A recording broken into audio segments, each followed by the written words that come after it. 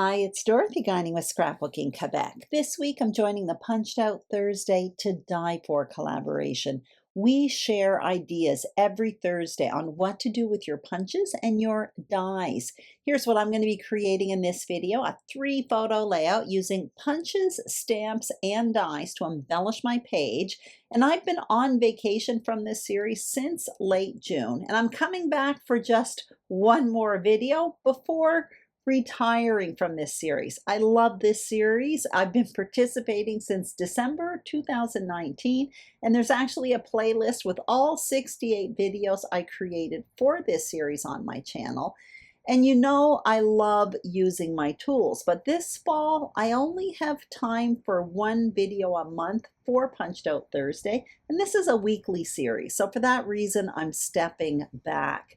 I'm going to be watching Kathy, Ronnie, Laura, Sonia, and the other Kathy. These ladies are super talented and prolific. They post every week for this series. So their links are listed below. I'm still going to be posting on YouTube 7 or 8 times a month, and I will also be using my tools, so I hope you keep on watching me. So back to this video. Here is the paper I'm going to be using. It's Simple Stories pattern paper and cardstock from various collections, including Safe Travels, Full Bloom, and Hello Today. These papers coordinate so well together.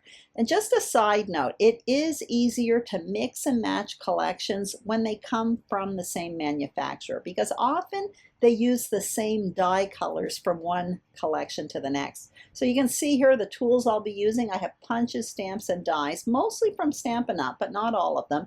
And I will list all the tools I use in the description box below, and I'll talk more about them throughout the process. So let's get started. Here's what's on my desk. You can see I prepared a foundation page, a frame style foundation page with 3 sheets of paper in advance. I'm just pointing out that the paper on top is vanilla cardstock from Bazzill, and it coordinates really well with the off-whites that are in a lot of Simple Stories collections. I'm showing you the back because I did gut the 2 papers from behind the foundation page.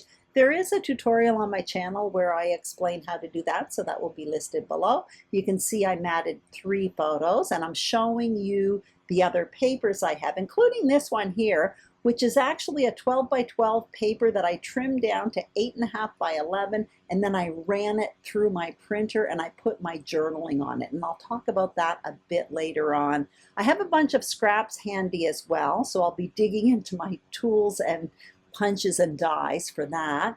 I have this tray. I have some embellishments. I don't end up using them. Those are from the Full Bloom collection. I have alphas from Simple Stories as well. And I also have a basket of tools handy. And again, I'll be digging into that a little bit later on in the process. The first thing I want to talk about, however, is my inspiration.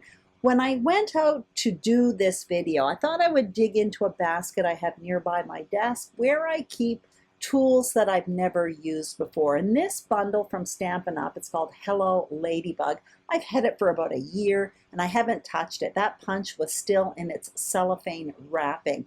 So I decided I would do something with that, and I went to look in the catalog to make sure it was still available. And sure enough, in the Stampin' Up 2022-2023 catalog on page 30, there it is. And I'm pointing out a card there in the top left, and that was my aha moment. I'm seeing the ladybug there, but I'm also seeing leaf punch outs and daisies, and I thought I really liked that combo. I knew I had daisy punches somewhere in my stash, so I decided to dig them out, and I'm thrilled I did, because I ended up creating some embellishments I really love. And again, all because I was just looking at that catalog. Now what you see me doing is cutting up some pattern papers. These are going to make my layered photo mat that I'll be putting on top of my foundation page, and I'll put measurements for these pieces on the screen a little bit later on. I want to talk about that yellow paper with my journaling on it right now.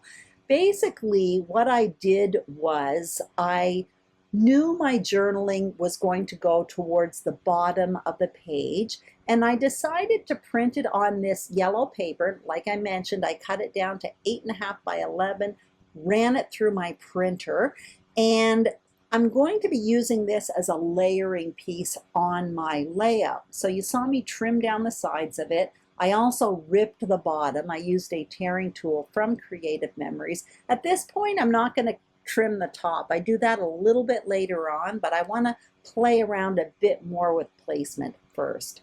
So what I'm going to do right now is ink the edges of the striped paper and that daisy paper. And I'm using an ink called Morning Mist from VersaFine Clair. It's like a smoky gray, and I use this ink frequently when I ink up layers of paper, when I create layered photo mats. I'm not heavy-handed with the ink, I'm just putting a little bit on, but it helps make all of the papers look cohesive together. So I continue doing that off camera, and now I'm showing you that I already put my title on wax paper, and it's quite simply going to be The Garden. And there is a reason why having your title at this point prepared is important, because I want my title to fit right on top of that green paper. So in order to do that, I needed my title so that I could play around with the placement of the photo. So I knew I needed the photos down far enough so that the green paper on top could accommodate my title. I also knew I wanted that journaling to appear underneath my photos, and I wanted that yellow paper on the top to just come beneath that green paper. So that's why I brought out a pencil and made a little mark, and I know where I'm going to cut it a little bit later on. So I'm pretty happy with the placement of everything now. I decided to trim down that paper where I had marked the pencil mark. You're actually going to see me come in a little bit later on and trim it down a little bit more. When I trim things, I tend to err on the bigger side because you can always make it smaller, but it's harder to actually stretch it. Anyway, what you see me doing right now is adhering all of these page parts to the screen. I'm going to adhere everything down, the layers, the journaling, along with the photos, but I'm going to keep the title separate for the time being because I am going to incorporate that in with my embellishing. So I'll be doing that in a little bit. Also, what you're going to see me do once I finally get all of this adhered to the page is I'm going to start creating my embellishments, and I'm going to be doing all of that with some tools, and I'll be showing you that in just a minute here. You can see Chester has decided to come and visit me, and he's making this part really difficult. When I'm adhering the photos, by the way, I adhere them on one side. In this case, I did it on the far left. Then I did it on the far right. That way I could work with the distance, the spacing on each side to make them equal, and then I positioned the photo in the middle. So again, I kept the title separate. I want to play around with my embellishing first. I just showed you the catalog again, and now I'm getting out the tools. So obviously I have my Ladybug punch along with one of the Ladybug stamps. I have 2 daisy punches from Stampin' Up. One of them is actually still available. And I also have this die. It's from a Stampin' Up set called Forever Flourishing. I think I absolutely love it. Anyway, that one is still available as well. So I'm getting out some scraps of paper, including, you can see there's a piece of vellum there, because when I was looking at my inspiration piece in the catalog, under the wings of the Ladybug, there were vellum wings. They basically layered up 2 sets of wings, and I absolutely loved it. I would never have thought of it. It all came from that picture in the catalog. So you saw that I cut out some bug bodies in black and in yellow because I am going to be making some bumblebees a little bit later on. I have some black wings, and now what you see me doing is stamping out those dots on some red cardstock.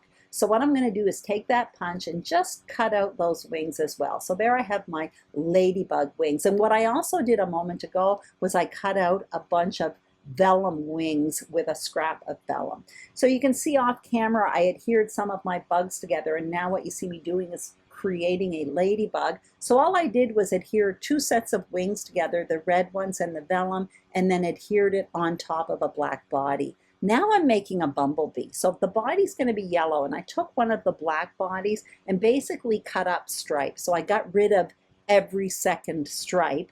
And now what you see me doing is adhering the black stripes on top of the yellow body. So you can see what I mean by getting rid of every second stripe. I'm just basically leaving a space and fitting my black stripes on top of that yellow body. And once again, I'm adhering my wings together, and this time I have black and vellum wings, and I'm kind of staggering them one on top of the other. And there I have it, a cute little bumblebee. I'm taking the scrap from that body that I already cut up. I made myself a little stinger and put it at the end. And now I'm actually putting a bit of foam adhesive between the two layers of wings, and that just gives a little dimension and texture. So it's super, super cute.